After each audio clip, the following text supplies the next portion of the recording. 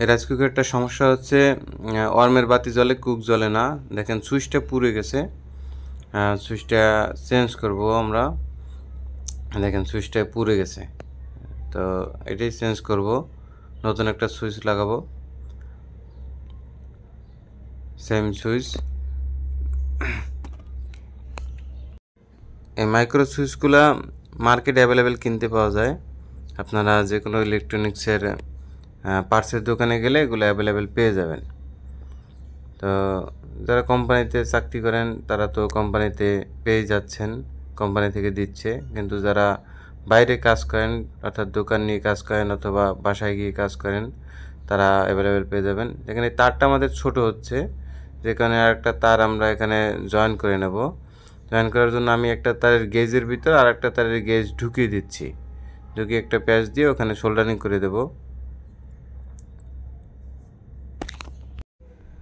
আমি যে তারটা এখানে জয়েন করেছি এটা মূলত রাইস কুকারের এই আর্থিংয়ের তার। কারণ এই রাইস কুকারের তারগুলো একটু হেভি হয়, আলাদা হয়। তারগুলা মার্কেটে অ্যাভেলেবেল পাওয়া যায় না। অন্য তার লাগাইলে তাইলে দেখা যাচ্ছে যে ওই তারগুলো পুড়ে যাবে। এই তারগুলো কিন্তু হিটপ্রুফ তার, তো এই তারগুলো সহজে নষ্ট হয় না। যে কারণে আমার কাছে এই তার অ্যাভেলেবেল না থাকে, আমি রাইস কুকারের যে আর্থিংয়ের তারটা থাকে ওই আর্থিংয়ের তারটা খুলে ওটাই এখানে জয়েন করে দিচ্ছি। এবং দেখেন আমি কিন্তু টেপ ব্যবহার করিনি, এখানে হিটসিং টিউব আছে অথবা এমপিয়ার টিউব বলে। এই যে টিউবটা দেখছেন এটা আমরা এখানে দিয়ে দিচ্ছি। এটা কখনো হিটে নষ্ট হবে না। এটা যদি আমি তাপ দিই, তাপ দিলে এটা আপনার তারের সাথে একবারে মিশে যায়, ফাঁকা থাকে না। তো যে কারণে আমি এই টিউবটা ইউজ করছি। টেপ দিলে হয় কি, এটা কিছুদিন পর নষ্ট হয়ে যায় এবং ওখানে আরও জ্বলে যেতে পারে, পুড়ে যেতে পারে, পরে একটা অ্যাক্সিডেন্ট হতে পারে। আর কেউ খোলা কখনো কিছু এরকম টেপ বা টিউব না দিয়ে কখনো খোলা রাখবে না, তাহলে ওই কয়েলের সাথে যদি কোনোভাবে মিশে থাকে তাহলে শক করবে, বড় ধরনের শক করতে পারে, একটা দুর্ঘটনা হতে পারে। তো অবশ্যই এরকম কোনো টিউব ব্যবহার করে নেবেন। এই টিউব মার্কেটের দোকানে, ইলেকট্রনিক্সের দোকানে অ্যাভেলেবেল পাওয়া যায়, পার্টসের দোকানে। তো আমি এটা সুইচের সাথে কানেক্ট করব। এখানে দুইটা তার ছিল, দুইটা তার, একটা হচ্ছে লাইট বোর্ডের তার এবং এই ইনপুট তার যে এসি কোড থেকে আসছে, এটা আমি সুইচের সাথে কানেক্ট করব। সুইচের ছিদ্র দিয়ে আমি ভিতরে দিয়ে তারপর সোল্ডারিং করব।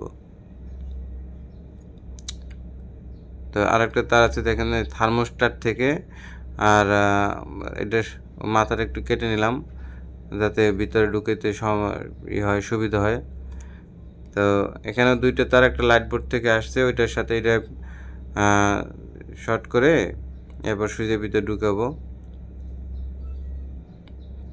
সুইচের যে পিনের ভিতরে ছিদ্র আছে একটা ছোট, ওই ছিদ্র ভিতরে ঢুকে একটু বাঁকা করে এখানে সোল্ডারিং করে দেব।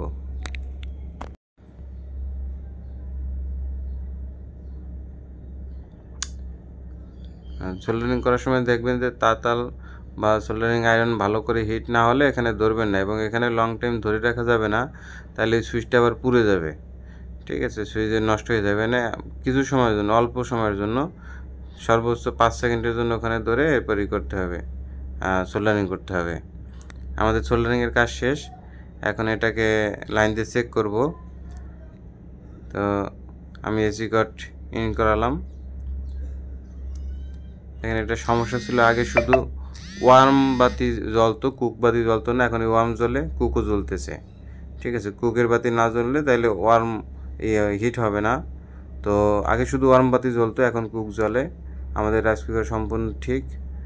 এটাকে এখন আমরা কাস্টমারের কাছে ডেলিভারি দিতে পারি।